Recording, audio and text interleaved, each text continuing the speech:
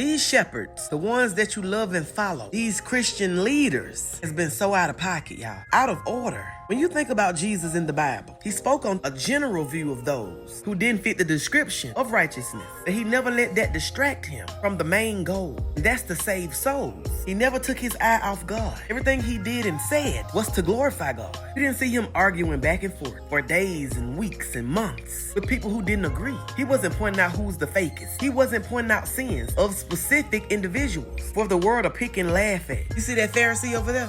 He's going to hell. He's fake and he's false. He needs to be stoned. Even when he knew people sinned, when they brought him the woman who was caught in the act of adultery, he forgave her sin and basically dismissed everybody who wanted to stone her because they themselves wasn't sinless to even cast it. And you know why? Because he said he didn't come to condemn the world, but to save it. His goal wasn't to put her on a billboard for the world to view her as anything other than a child of God. It's been drama with other pastors, other prophetess, back and forth on who's the most false, and they missing the big picture. Because pastor or not, neither of them are without sin. And the problem comes in due to them having a big following. And there are people that look up to them. So if they're calling another person false publicly, all because they're not speaking in a way they feel is righteous, what happens is their audience, their sheep, start to view those same people from the lens that they see them in. You're teaching those God called you to shepherd how to condemn. And that's dangerous because there are people that know hate very well. It's hard to unlearn those character traits. So when they begin to hate people because they follow you, they trust your word, they've grown used to your discipleship,